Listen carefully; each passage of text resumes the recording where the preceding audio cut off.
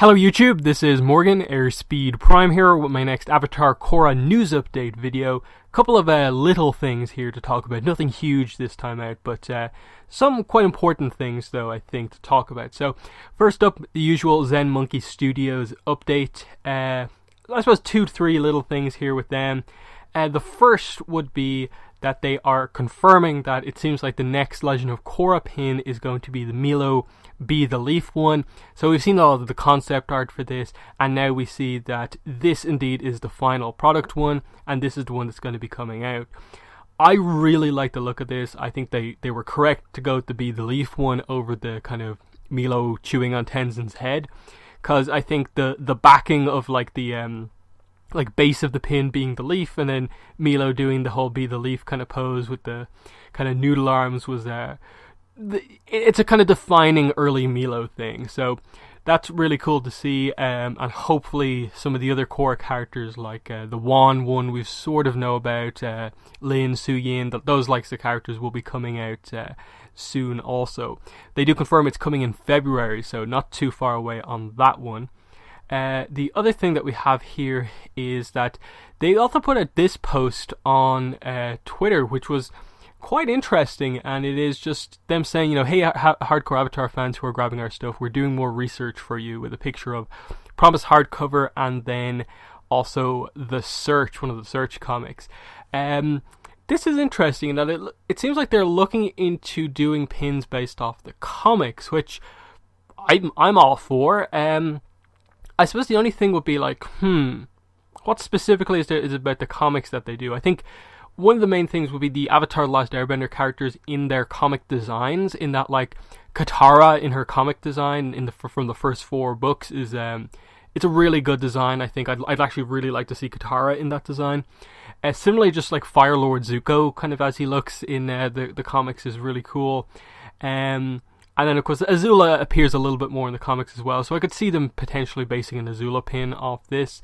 And then, beyond that, I think the thing is that a lot of the newly introduced comic characters, none of them, I think, immediately jump into my head for like, yeah, they need to do this character from the comics as a pin, in that I think most people would agree, like, fill out the stuff from the show first, and then see where you go from there. But if they are just using the comics as like an idea for like looking into like, here's how the characters look in their kind of later designs, that's perfectly fine and cool. But definitely an interesting one to keep an eye out on, for sure. But yeah, just thinking about like the Promise, it's just like, okay, what are the new things that kind of happen there? You got Kori Morishita, her family, and you know, there's little bits and pieces, of course, that happen over the course of the book, but that's really kind of the core of like some of the newer characters. So the Search obviously more focused on Ursa, so you know, maybe after the Search you could see them doing like an Ursa pin or something like that. But maybe a Mother of Faces would be quite cool, maybe a Ko. But yeah, that's just an interesting one to kind of think about, that they are actually, like, I think, bringing the comics into play. Next up is the artist once again, Anypants on Tumblr. 2 small things once again. The first one is some concept art stuff for a potential Cabbage Merchant pin. So we see the 3 of them here, and you know, I think both images are cool. I'd probably lean towards the you know, him being freaked out as his cabbages being destroyed, rather than him kind of loving his cabbages, just because I suppose the kind of meme that the Cabbage Merchant is more about his stuff constantly being destroyed. So I think the one on the bottom, to me, comes across as like the best one. But I think both of them look very good. They could go either way with it for sure. But cool to see that they're doing some of the more minor characters who are kind of known, maybe well known for just like 1 or 2 moments. So that's definitely fun to see. And then she does also confirm on her Tumblr here that, you know, the Sokka and Katara pins to match the recent new Aang, Zuko and Toph pins are coming soon. So I'll just put up on screen here the kind of concept art for what these pins are going to be, because obviously this is a set of 5, and we more or less know what the set of 5 is, so this is what the Katara design and Sokka design are more or less going to look like. There'll probably be some slight minor adjustments when they're finally revealed, but this is indeed, I think, what both of them will be. So that's the updates on the pins. Next on, we'll move into a, again, very small update on the Free Comic Book Day 2018 comic, and what it is here is just out, they have slightly altered the description for the book.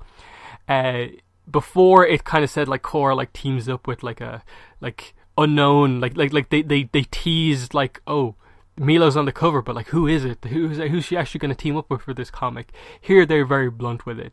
When Milo shirks his duties at the refugee camp, Korra recruits him for a top secret, super important mission, tracking down a pack of lost pets. Doesn't really tell you all that much more, but just the idea of that, okay, Milo is brought into play in this comic because he's kind of slacking off from doing other things, and Korra brings him on a mission that might suit him better. So it could lead to some pretty interesting, dynamic between Korra and Milo, but definitely waiting to see how exactly this comes together once we get to see it when it comes out. Final thing is just that Turf Wars Part 2 is out in comic book stores next Wednesday, which is January 17th. January 30th is the release date for Amazon online, digitally, everywhere else basically except comic stores.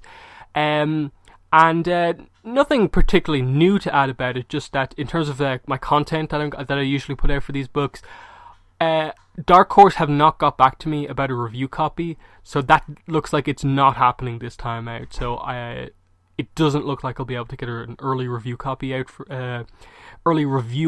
this book, which is unfortunate. And then, as usual, I tend to always have a little bit of trouble getting the Avatar comics the day they come out, so it might be the case where I may not even be able to get my reviews out the day the book comes out. I'll do everything I can, of course, to get the reviews and stuff like that out on the 17th, but obviously there's only so much I can guarantee if I'm not being given a review copy and I'm unable to find the book in stores. So just be aware of that it's not that I'm skipping doing coverage on the comic or anything like that. It's just that it's a really unfortunate thing that for some reason Dark Horse do not do the digital release to coincide with the comic book store release date. That would, I think, fix a lot of issues with the releases of these books if they just had the digital release be with the comic book store release, when most fans are like excited about the book, rather than like the secondary release in other bookstores and online. So hopefully I won't have to wait that long to get the book, but I'm just letting you guys know in this video that it just could be the case. So I may not be able to get it out as early as maybe you would expect from me, but I do plan to still do the usual coverage of doing a written review up on the site, video review up on my channel, and then podcast review over the weekend as soon as we can organize that. So yeah, exciting times in that, like, yeah, there's a new book out next week, and then we've obviously got like Zen Monkey pins to look forward to and so on. But yeah, that's been the video for today. So in the comments, let me know what your thoughts are on all these little pieces of news. But that has been the video. Thanks for watching, and bye.